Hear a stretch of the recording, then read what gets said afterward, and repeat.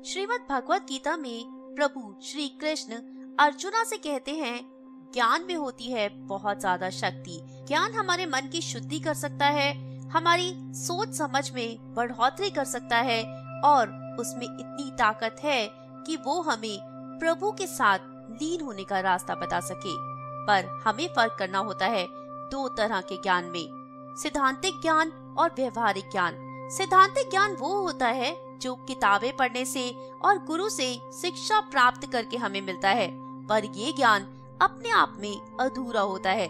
जैसे कि आपको खाना बनाने की सारी विधि याद है, पर आप कभी रसोई घर में ही नहीं गए।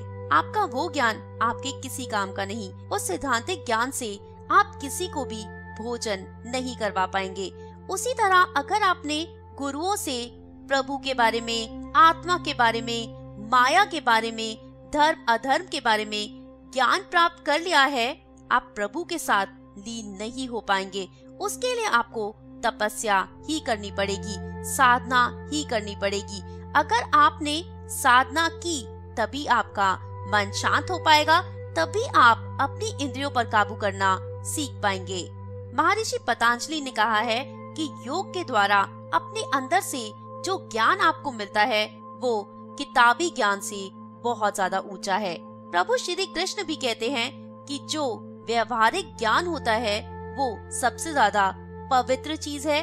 उसी को पाकर आप अपनी इंद्रियों को काबू में कर सकते हैं और एक सच्चे ज्ञानी बन सकते हैं। इसी को समझाते हुए सुनाती हूँ आपको एक छोटी सी कहानी। एक बार एक बहुत बड़े साधु महात्मा थे जिन्होंने अपना घर, अपनी पत्नी, अपने बच्चे का त्याग कर दिया था। उनकी पत्नी ने अपने बेटे को पढ़ा लिखा कर एक बहुत ही समझदार, एक ज्ञानी पुरुष बनाया था। उसे लगता था कि मैं अपने बेटे को इतना ज्ञानी बना दूं, हर तरह का ज्ञान उसे प्राप्त करवाऊं, ताकि जब भी मेरे पति लौटे तो उन्हें अपने पुत्र को देखकर गर्व महसूस हो। एक सुशील कन्या के साथ उसका विवाह भी करवा दिया गया और जिस दिन वो अपनी शिक्षा पूरी करके वापस लौट रहा था, उस दिन माँ और पत्नी ने आयोजन किया एक बड़े से भोज का। बहुत तरह के व्यंजन बनाए गए और प्रभु को भोग लगाकर ही कोई इस प्रसाद को ग्रहण कर पाएगा। वो ज्ञानी पुरुष जब घर लौटा तो उसे बहुत ज्यादा भूख लग रही थी। उसने माँ से कहा कि माँ, मुझे भोजन चाहिए।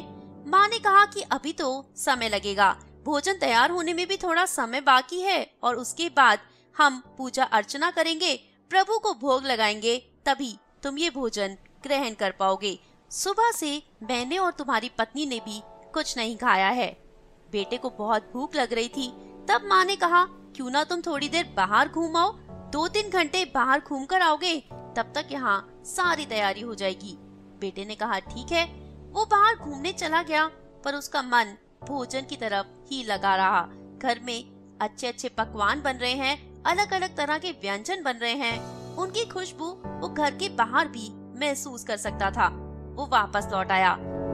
जब लौट कर आया तो पाया कि माँ और पत्नी पूजा घर में बैठकर पूजा कर रही हैं। वो रसोई घर में गया जहाँ कोई नहीं था। हाँ, बहुत अलग अलग तरह का खाना उसका इंतजार जरूर कर रहा था। उसने सोचा किसी को क्या पता चलेगा, थोड़ा सा भोजन ग्रहण कर लेता हूँ। उसने भोजन लिया और खाना शुरू कर दिया। तभी वहाँ उसकी पत्नी आ गई।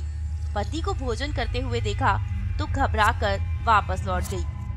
माँ ने बहू को भेजा था रसोई घर में से भोग के लिए भोजन लाने। खाली हाथ देखकर माँ हैरान हुई। क्या हुआ, तुम तो भोग के लिए भोजन लेने गई थी। बहू के हाथ कांप रहे थे। उसने कहा, माँ, वो भोजन तो ग्रहण करने के लायक नहीं रहा। क्यों लायक नहीं रहा, क्या हुआ? माँ ने पूछा। तब बहू ने बताया कि उनका पुत्र रसोई घर में भोजन कर रहा है। ये सुनकर माँ को बहुत गुस्सा आया। वो दौड़ी दौड़ी रसोई घर में आई और पुत्र से कहा, मैंने तुम्हें इतनी शिक्षा प्रदान करवाई, तुम्हें एक ज्ञानी पुरुष बनाया, पर तुम्हारा ज्ञान व्यर्थ है। सुबह से मैंने और तुम्हारी पत्नी ने भी कुछ नहीं खाया। हम तो अज्ञानी हैं, हमारा भी अपनी इंद्रियों पर इतना नियंत्रण तो है, पर तुम्हारा अपनी भूख पर कोई नियंत्रण नहीं। तुम्हारा सारा ज्ञान व्यर्थ है। तुमने आज मेरी सारी मेहनत व्यर्थ कर दी। ये सुनकर वो ज्ञानी पुरुष घर के बाहर चला गया। एक पेड़ के नीचे बैठकर चिंतन करने लगा। क्या सच में अगर मैं अपनी इंद्रियों पर काबू नहीं पा सकता तो मैंने जो इतना ज्ञान प्राप्त किया वो सब व्यर्थ हो गया? जी हाँ दोस्तों, सिर्फ किताबों से जो ज्ञान हमें प्राप्त होता है वो व्यवहारिक नहीं होता।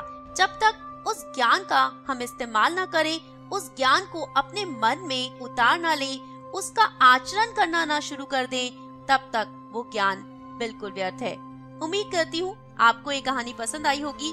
अगले हफ्ते एक बार फिर लौट कर आऊंगी श्रीमद् भगवत गीता से जुड़ी एक और कहानी लेकर। धन्यवाद।